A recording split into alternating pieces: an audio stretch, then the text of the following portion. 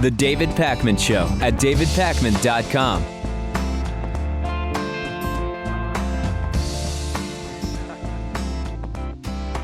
A nurse in Spain has now tested positive for Ebola. Her husband has been quarantined, and this is the first known transmission outside of West Africa. Public Health Director Mercedes Vinuesa told Parliament yesterday that authorities were drawing up a list of other people who may have had contact with the nurse so that they can also be monitored. The nurse actually helped to treat a Spanish priest who recently died in a Madrid hospital that was actually designated for treating Ebola patients. He had been flown home from Sierra Leone.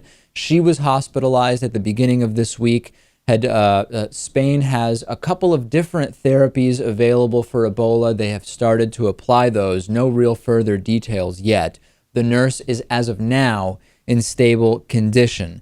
Lewis, at this point, there are some who are really starting to panic, saying, look at the spread. The United States, Spain, this is spreading. And others urging calm and caution and saying we have a couple of cases here where we have millions and millions of people who could have potentially been infected and have not been, as far as we can tell. Let's not go crazy just yet. Yeah, well, the cases of it in the United States and in Europe are contained, so I don't think we need to freak out. There may very well be a time when we freak out, but it's not yet. I wonder why we still don't have the opinion and the action of the U.S. Surgeon General on all this. And I was reminded, oh yeah, Republicans keep blocking President Obama's appointment of a Surgeon General, and we have only an acting Surgeon General. We do have to think about, as we think about this in general, this was an educated, trained nurse who was not able to avoid contracting the disease. So those who are saying, let's send the National Guard, let's send troops to try to contain the disease in West Africa, if even trained nurses are contracting this, what do you think is going to happen if you just start sending soldiers into the area? Yes, I think the only reason to send soldiers would be to protect teams of nurses and health experts who might get butchered by villagers like we've seen happen. Or just to start executing people who have the disease. So hopefully neither of those things happen. On Fox News, Elisabeth Hasselbeck did an interview about Ebola. I guess it was meant to be some kind of hard-hitting interview, and it turned into Elisabeth Hasselbeck making an absolute fool out of herself. This is so funny. Some on the right have been pushing this seal the borders idea to try to stop the spread of Ebola. And as medical experts have explained, sealing borders would not really do that much if you actually consider what it is that needs to happen in order to contain this. So Fox and Friends invited Dr. Anthony Fauci, who's the director of the National Institute of Allergies and Infectious Diseases, onto the program. And Elisabeth Hasselbeck, this is her first attempt to say, what about sealing the border? And Dr. Fauci explains to her very clearly that makes no sense and she doesn't like it. Here is attempt number one. So why are we still letting people into the country who could have possibly been exposed? Why not just shut down the flights and secure the borders? Many of you are asking. Joining me now is the director of the National Institute of Allergy and Infectious Diseases, Anthony Fauci. Good morning, sir. We appreciate you giving us your time here on such a busy and active day as it relates to Ebola.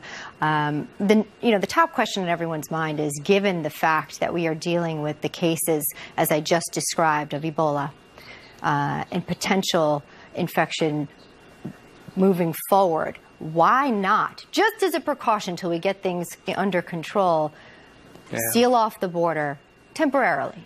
Yeah. Well, from a public health standpoint, that really doesn't make any sense. It's understandable how people can figure that might help. But when you completely seal off and don't let planes in or out of the West African countries involved, then you could paradoxically make things much worse, in the sense that you can't get supplies in, you can't get help in, you can't get the kinds of things in there that we need to contain the epidemic. And so he says very plainly, Lewis, no, that doesn't make any sense. And he goes on to speak in more detail. Remember, he's the doctor, she's not, about why it doesn't make any sense. And Elisabeth Hasselbeck just doesn't care. She suggests what she calls an alternative to the full seal of the border, which is kind of not that different from her initial suggestion, but I guess it's not quite as extreme in her mind. She certainly worded it a little more awkwardly. And she goes back again at Dr. Fauci. And again, he says, I don't even know what you're talking about, Elisabeth. Doesn't work. What about something perhaps less extreme, we'll say, okay, or less emergency related? Perhaps flights that were approved to go for treatment, for aid, for supplies to the area, but any other flights would have to go through an approval process. And so a limited flight travel ban, not a complete closing. I don't think anyone who has a heart wants a group of people to just suffer alone in the world. And there are those that want to go and help, and my heart is with them. But what about a partial ban, a closing of our borders at travel? Of closing of our borders? I'm sorry, I don't know what you mean by that. I mean, I'm not trying to evade your question. Medical plane supplies or flights that are specific to helping the situation, as you just deemed important, which I think many Americans would agree with you, sir. But what about any other flights just restricted? Now, I'm sorry, but that doesn't work. And he was just dumbfounded, Lewis, by her question. I don't know what you're talking about, Elisabeth. And at one point she reacted with disgust to the fact that the doctor was saying, Elisabeth, you don't even know what you're talking about. She actually looked like she had thrown up in her mouth, Lewis, just making a complete and utter fool out of herself, pushing this bizarre narrative of just seal the borders. The solution to everything is seal the borders. It's not the first time we've seen her make that look of disgust when she embarrasses herself. I think that's some type of defense mechanism that she thinks somehow saves herself some embarrassment at least. She did it that time when she interviewed a former NFL player who's also an attorney, I forget his name, about marijuana and regulations. And the attorney was saying, actually, we don't really need to have these crazy strict marijuana laws. And she had that face where she looked like she had thrown up in her own mouth. Perhaps it would be wise, instead of sealing the borders, to seal the right-wing airwaves so that disinformation and propaganda aren't able to get through. I would even maybe send the National Guard to surround the right-wing airwaves. At the very least, we should seal Hasselbeck up in a room somewhere and not let her out for quite some time. In thinking about the U.S.'s preparedness or lack thereof to deal with Ebola, we've heard from the CDC, which seems to be incredibly calm about everything that's going on, while the National Nurses United have said, we're working at the hospital level and we're not ready for this. We are really not ready for an outbreak of Ebola. We now have to consider that budget cuts may also be at least partially responsible for the lack of preparedness or lack of funding to properly address a potential Ebola outbreak. According to Chris Van Hollen, who is a Democratic congressman, according to what he told CNN, there are two key U.S. agencies whose ability to fight Ebola, to restrict Ebola, to prevent it from spreading, are being restricted by lack of funding. The Maryland Democrat pointed to spending cuts at the CDC as well as at the National Institutes of Health. Both are involved in the response to the Dallas Ebola patient. Both are involved with the broader planning for how the U.S. would deal with a broader Ebola outbreak or epidemic. And both have had their funding decreased. And Chris Van Hollen said, there's no doubt that the deep healthcare cuts that we've seen have made it more difficult to respond in a rapid and comprehensive way to the Ebola outbreak. The CDC saw a $585 million cut from 2010 to 2014. The NIH's budget was slashed by nearly $500 million over the last 4 years. We have money for war. We have money for bullets. We have money for prisons for nonviolent drug offenders. We have money for the DEA agents fighting the failed so-called war on drugs. However, we have less and less money for education, social programs, health programs. It's a very sad state of affairs. It's sad. The CDC, maybe I can understand some of the cuts there. Over the years, the CDC hasn't been maybe the most important government agency that we utilize. but certainly one that's necessary as we're about to see now. And I really hope this thing doesn't get any worse, because the CDC could play an integral part in solving the problem. No question about it. And already people are skeptical about what the CDC is saying. Everything's fine. Well, the nurses seem to disagree with that. The nurses seem to say everything's not fine. And part of it could just be kind of the general mentality of let's keep fears as low as possible because fear will make things worse. But we can't ignore the fact that funding cuts have an impact, right? If you continue to reduce funding, that limits an agency's ability to do stuff, and funding has been reduced. We know that for an absolute fact.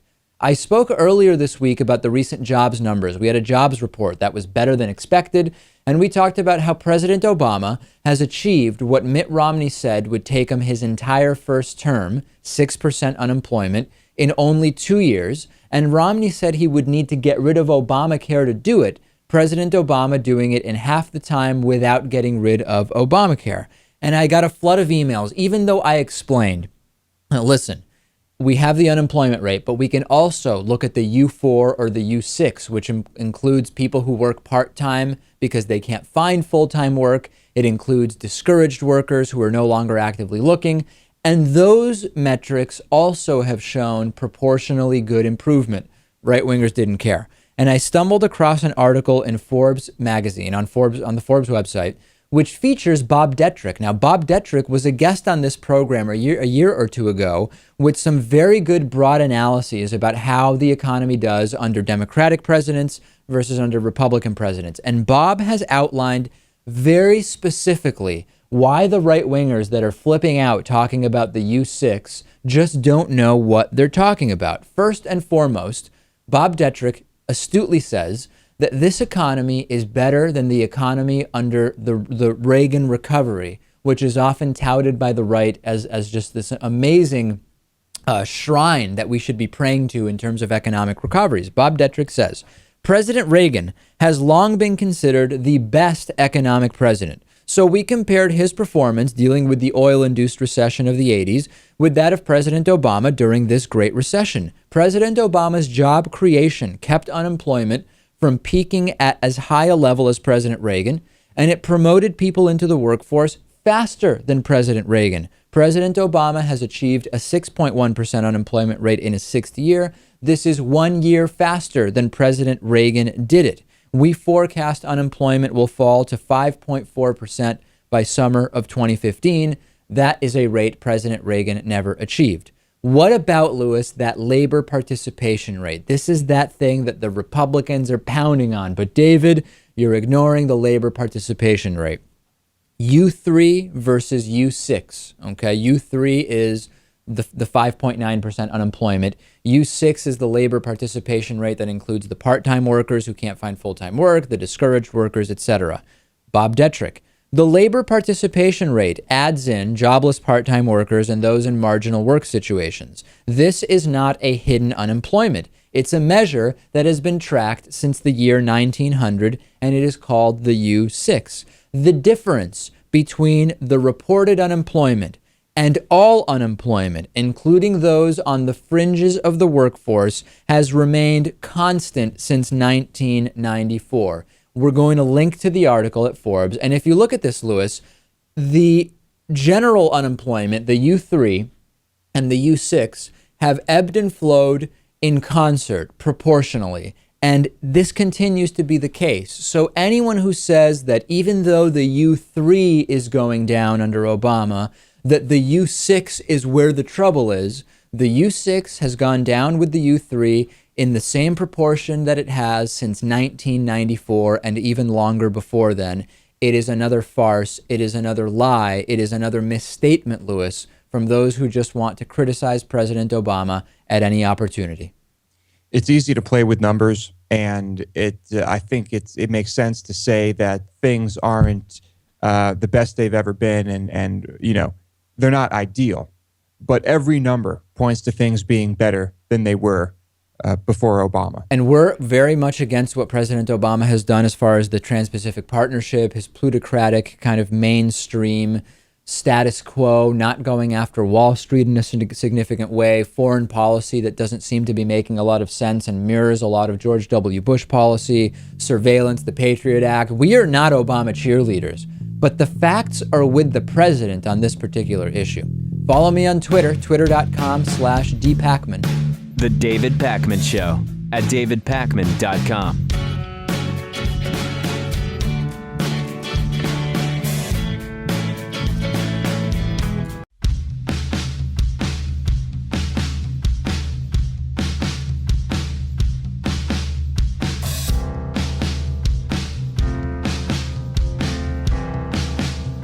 Welcome back to The David Pakman Show.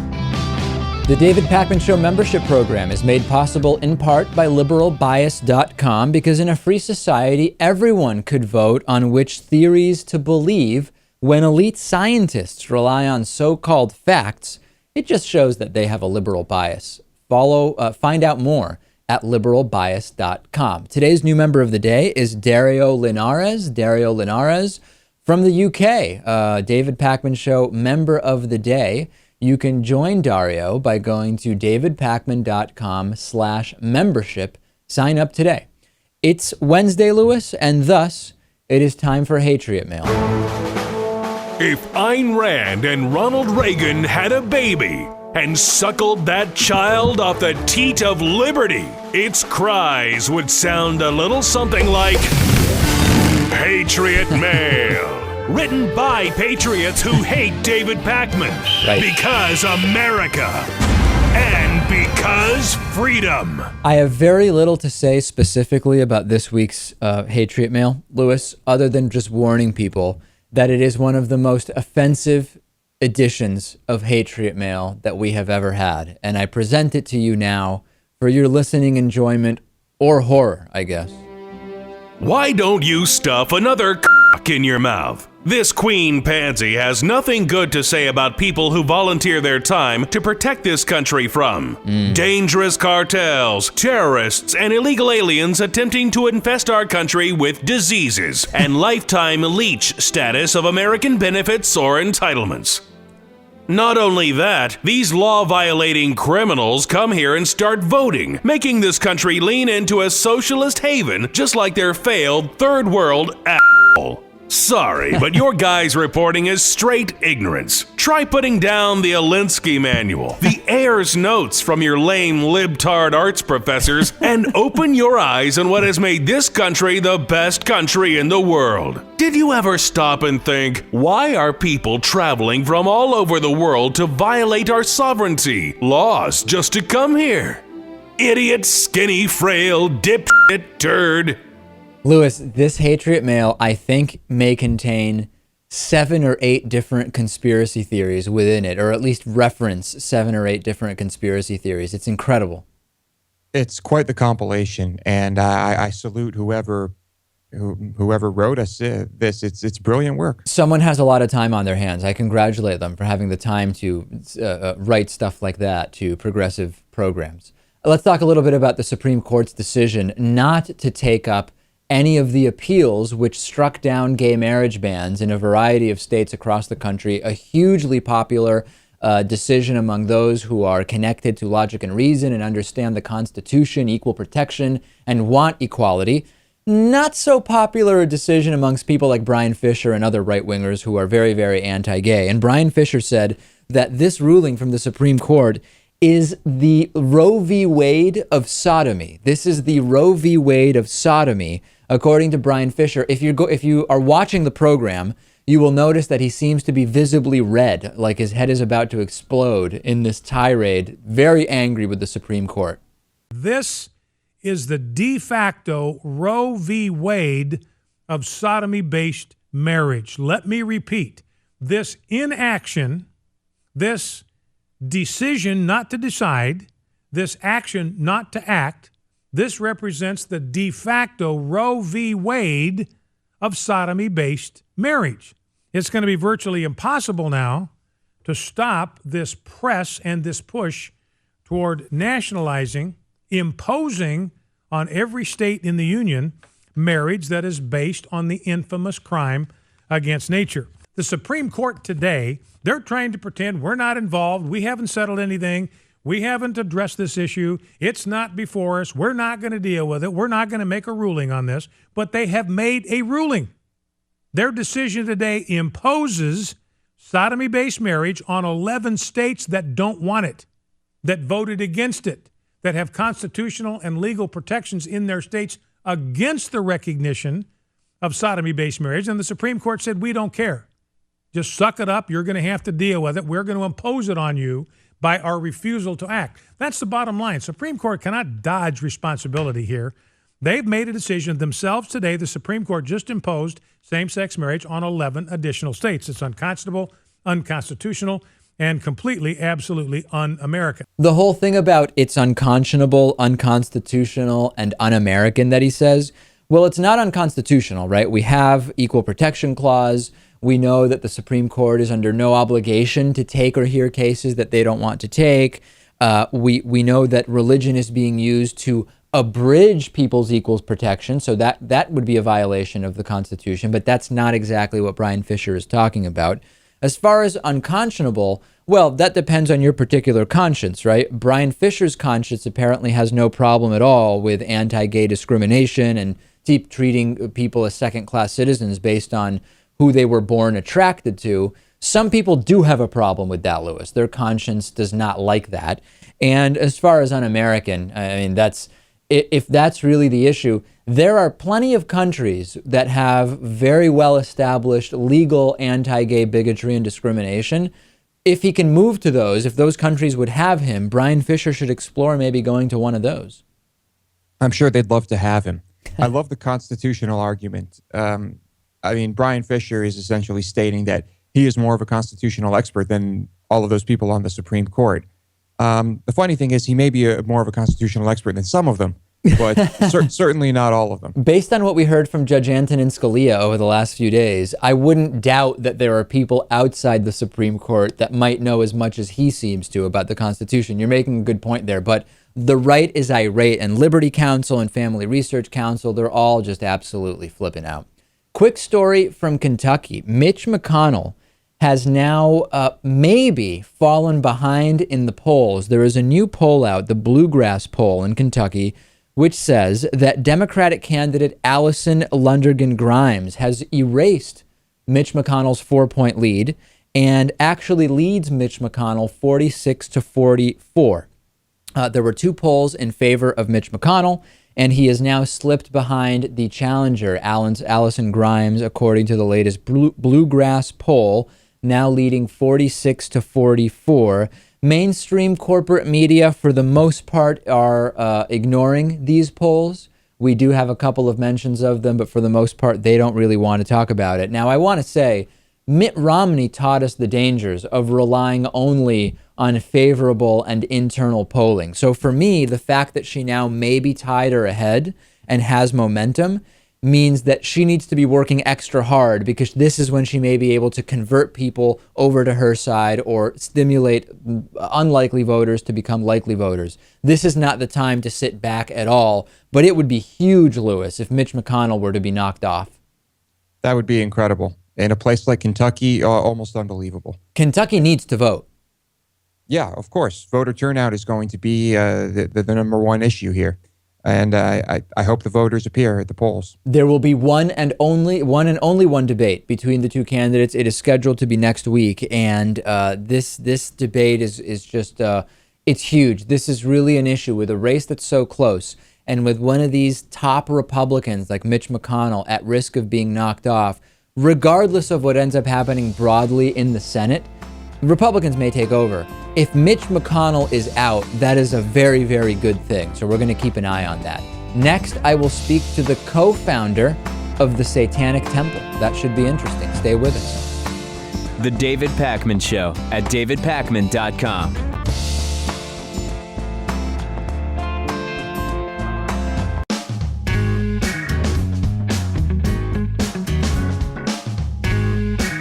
Welcome back to the David Pakman Show. I'm joined today by Douglas Mesner, also known as Lucien Graves, the co-founder and spokesperson for the Satanic Temple. Really great to have you on today. I think a good place to start, just to focus on the confusion some of our audience may have. What is the difference, and of course there are two different groups, between the Satanic Temple and the Church of Satan, which is something I think not everybody is completely up to speed on? Well, the Church of Satan was, of course, founded in the 60s by Anton LaVey, who became kind of this iconic character with his goatee and bald head, and he was the author of the Satanic Bible. And one way in which we're similar is that we're both atheistic religions, in that we don't view Satan as an actual conscious deity. He's a metaphorical construct for us, the eternal rebel against the ultimate tyrant for us. However, the Church of Satan seems to fetishize authoritarianism, which is something we absolutely reject and find antithetical to the Satanic philosophy. Further, the Church of Satan still endorses supernaturalism. While they don't worship an actual Satan, they still engage in ritual magic and in tell tales of magic's efficiency and those kinds of things. We don't believe in at all. We reject supernaturalism entirely. And the Satanic Bible isn't the book we go off of. We draw from the literary tradition of Satan, from Milton to Anatole France. And LaVey drew heavily from a social Darwinistic text, Might is Right, written in 1896, attributed to one Ragnar Redbeard, which was really based on this kind of facile and incorrect idea on Darwinian evolutionary theory, which translated into nature, red and tooth and claw, and that sympathy, empathy, compassion were viewed in this kind of Nietzschean sense, that they're weaknesses, cultural byproducts that need to be weeded out of us. And of course, that doesn't mesh well today with what we know about cognitive science, game theory, reciprocal altruism. So we reject those notions as well, and we openly endorse compassion and empathy. Let's talk a little bit about that concept of an atheistic religion. And to some, that might sound like somewhat of a contradiction. In other words, if you're atheistic, is your set of beliefs not something that would fall under the umbrella of a religion? I don't think so. To me, you can't insist that a religion necessarily subscribe to supernaturalism. And this is more than just a game of semantics, because there's an actual legal question here that's very important. Religions enjoy certain exemptions and privileges that it would be reprehensible, I think, to deny people just on the grounds that they don't hold any superstitions. Jefferson, I feel, was quite clear on this in his writings, that religious opinion is protected. And in his biography, when he was elaborating on this, he said that religious protection was meant to protect even the infidel. So, but beyond that, beyond just a legal game, then we feel that Satanism has all the aspects of a religion that a religion should have. We have a sense of cultural identity, a symbolic structure, and a set of values that, in a narrative construct that really contextualizes our works and our goals. Yeah, I mean, I was thinking of a kind of basic working definition of a religion as a collection of beliefs and, as you said, cultural systems, worldviews that relate humanity to an order of existence, so to speak. You would even think that under that definition, you could say that some types of science could even fall under that kind of very basic definition of a religion, at least with regard to the beliefs of our existence as humans. But the legal definition of a religion seems to differ from that somewhat, right? I mean, we're talking about two slightly different definitions. Right. Well, I think the question is do these beliefs you hold guide your values? And are they as such that to compromise them really is an essential, fundamental breach of your sense of personal identity, your sense of cultural identity? And for that matter, when you're asking for exemption or privilege, it's on those grounds. It's not necessarily because you believe that some ethereal father figure is watching over you and judging you as such. What are the most important issues from your point of view that the Satanic Temple is either concerned with or discussing or working on? Are they specific issues, or are they broader in the sense of religious freedom and freedom from religion? Talk to us a little bit about that. Well, we have these broad values, and then, of course, they narrow down by subject every time that we feel they're violated. But issues of personal sovereignty are a big deal to us, and you'll see that we've run certain campaigns to offer people exemptions on the grounds that one of our tenets holds that the body is inviolable, subject to one's own will alone. And it's really on those grounds that we offered the exemption to women on informed consent laws. I'm not sure if you're aware of that campaign, but certain states pass through these informed consent laws, is what they call them, but it's really misinformed consent, where in order to get an abortion, women are subjected to this kind of state-mandated informational material, which oftentimes is inaccurate and unscientific, and it's clearly a push from conservatives to dissuade women from abortion. And we also believe that people's information, their decisions, should be based on the best available scientific evidence. And as such, these informed consent laws, state-mandated informational material, we feel is a violation of our religion, so we offered an exemption letter to women. Nobody's really taken us up on that yet, and we haven't had the opportunity to fight that in court.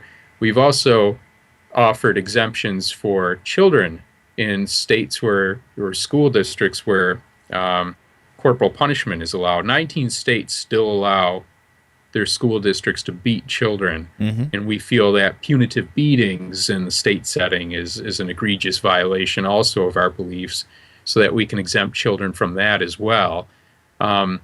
People will then say that we're kind of abusing religious privilege, but we feel that these policies that allow these things to happen, these informed consent laws being introduced, the idea of spare the rod, spoil the child, they're only there because of fundamental religious beliefs to begin with. As far as your organization, how big is it? In other words, how many members would you say you have?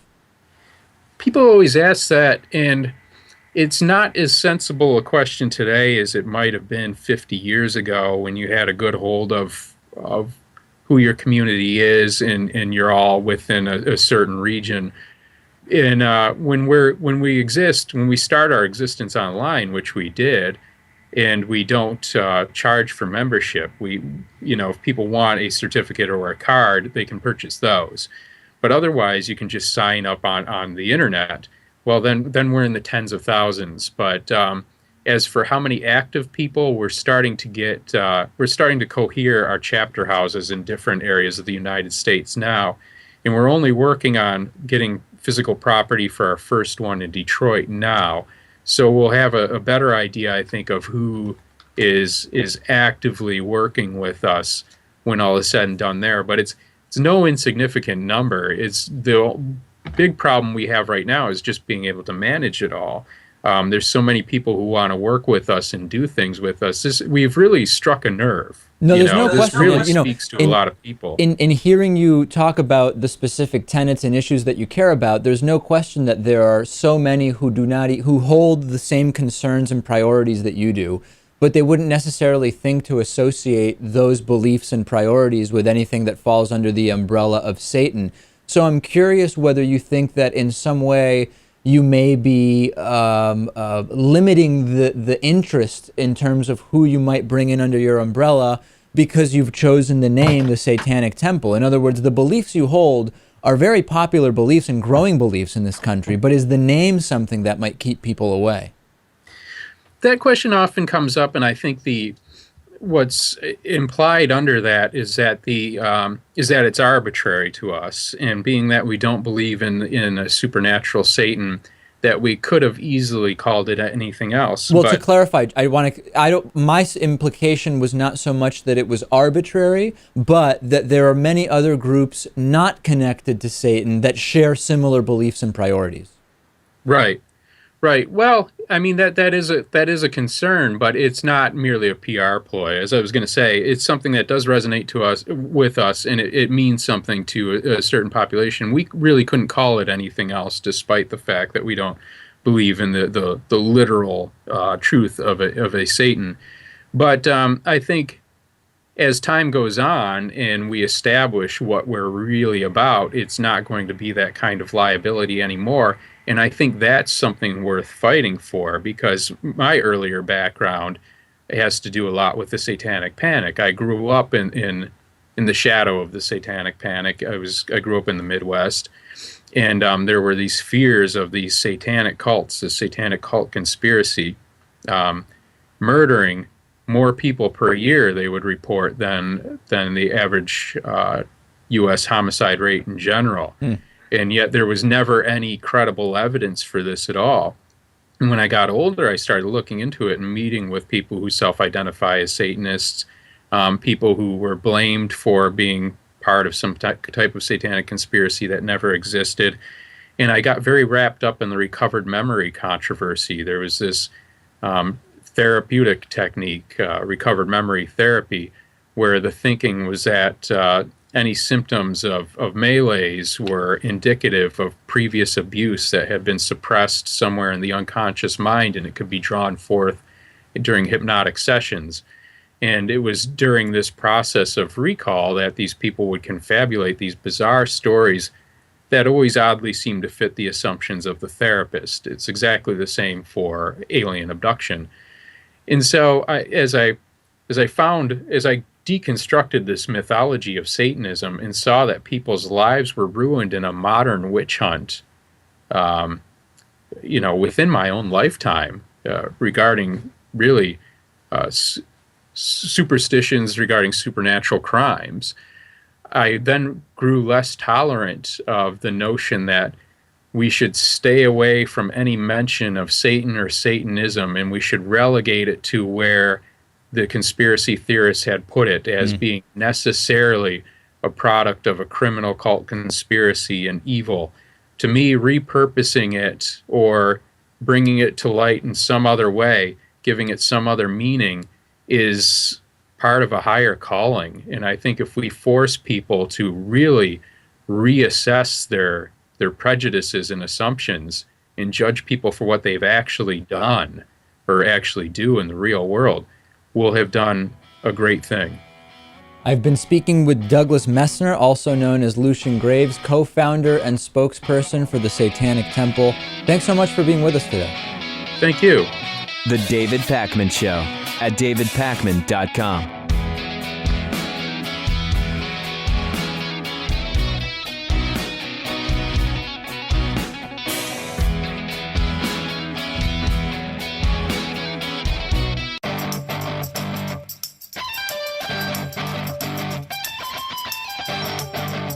The David Pakman Show at davidpakman.com. I have two quick stories for you here. One relates to the country of origin for Lewis's dad, and the other relates to my country of origin. We will start first with Iran, where Lewis's dad is from. Iran has executed a 37-year-old man for insulting the prophet Jonah. This is he was found guilty of heresy and insulting prophet Jonah, according to human rights activist Mohsen Amir-Aslani, was arrested 9 years ago for his activities, which the authorities deemed heretical.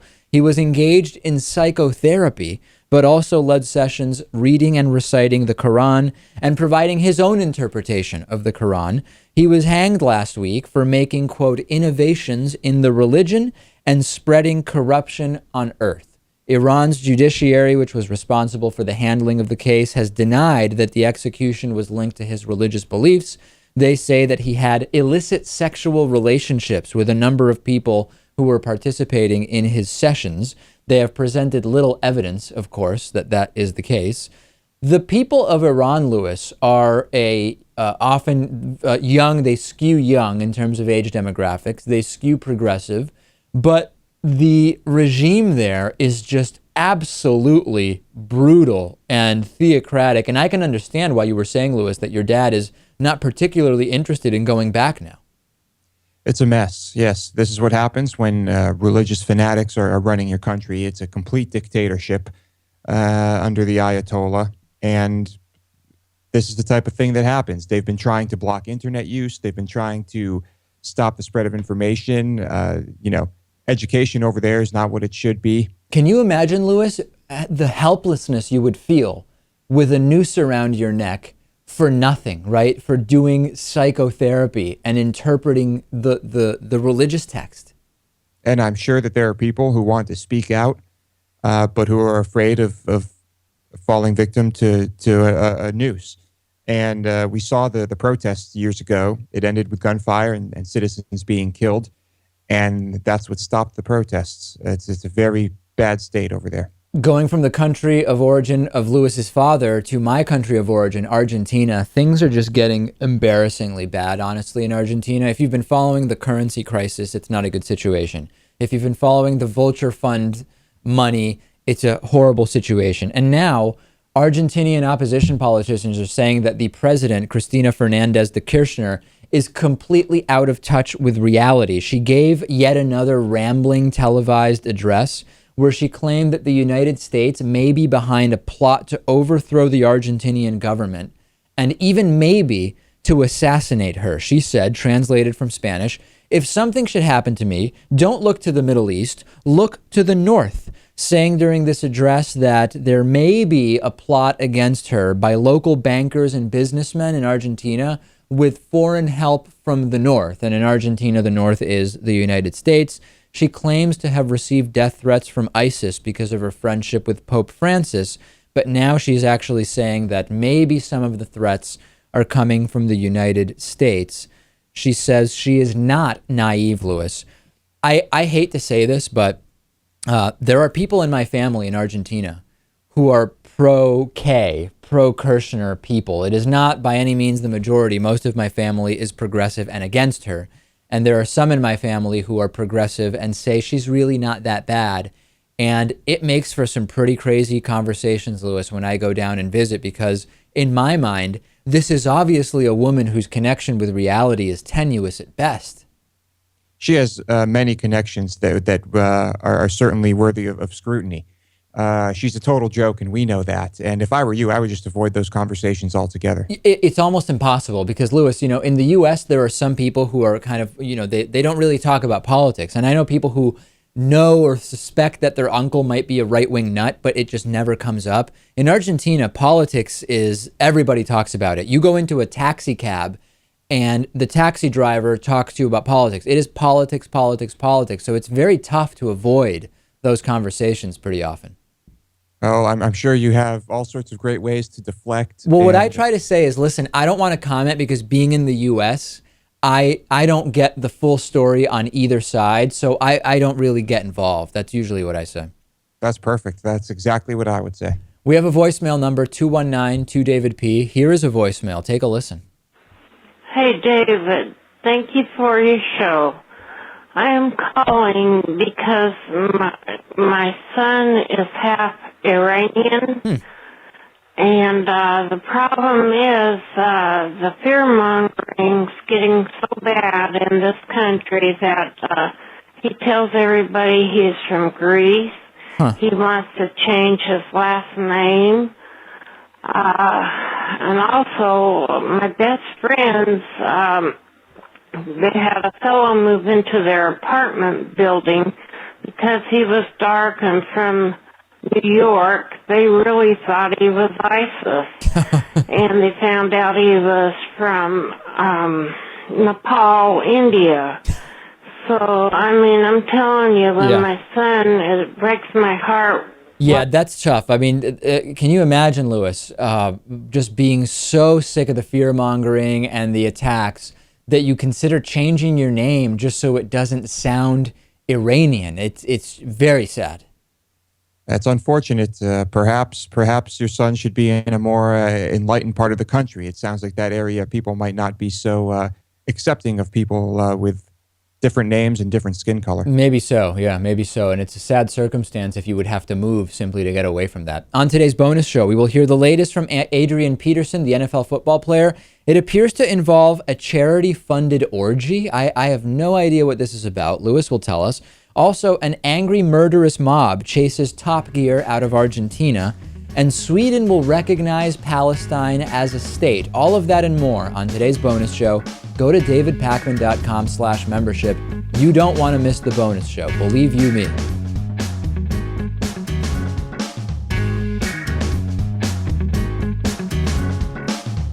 The David Pakman Show at davidpakman.com.